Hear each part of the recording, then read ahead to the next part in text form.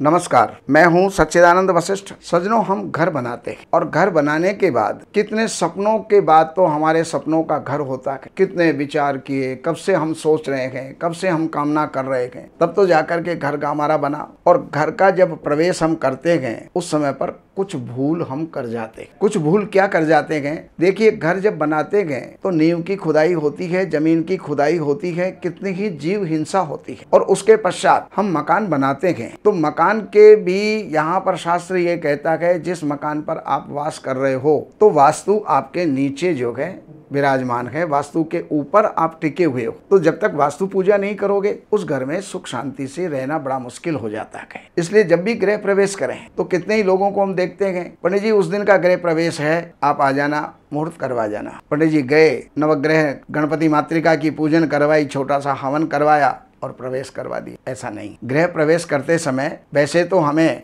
पूरी वास्तु शांति करनी चाहिए। 81 वास्तु होते हैं, उनका मंडल बनाया जाता है, उनकी पूजा की जाती है, प्राण प्रतिष्ठा की जाती है, सर्वतोभद्र आदि की जो है पूजा होती है। लेकिन ये सब पूजाएं करने के बाद भी जब आप घर में प्रवेश करो तो कुछ चीजें लेकर के प्रवेश करो। सबसे पहली बात, दही साथ में ले जाइए। दूर्वा, हरी घास जिसको दूब भी कहते हैं, वो जो है आप साथ में ले जाइए। दरवाजे के ऊपर एक कन्या का पूजन कीजिए और उसको अपनी यथाशक्ति वस्त्र और दक्षिणा भोजन उसको देना चाहिए। और अगर गाय की व्यवस्था हो जाए तो दरवाजे के ऊपर गौ पूजन बहुत ही शुभ होता है, क्योंकि गौ में, कन्या में, ब्राह्मण में, इनमें सभी देवताओं का वास होता है। तो गौ पूजन अवश्य करें। लेकिन अब आजकल फ्लैट सिस्टम हो गए, अपार्टमेंट्स हो गए, तो वहाँ ऊपर गाय कैसे जाए? तो अगर कोई बछड़ा भी जा सके तो आप जो है गौ की बछिया उसको जो है आप ऊपर ले जाइए, उसका पूजन कीजिए।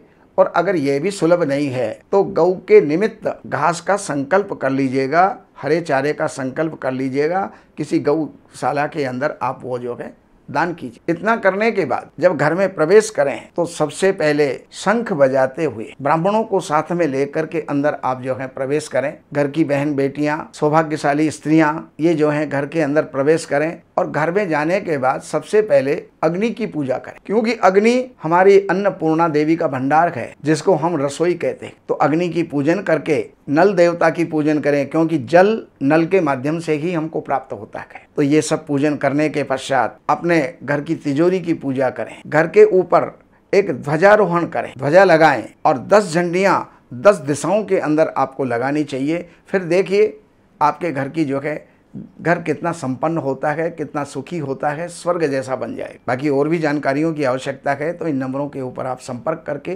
कार्यालय से अपॉइंटमेंट लेकर के कार्यालय की सेवाएं अर्पण करें और उसके पश्चात आप जो भी जानना चाहते हैं, जो भी समाधान आपका है वो आपको प्राप्त हो जाएगा। नमस्कार।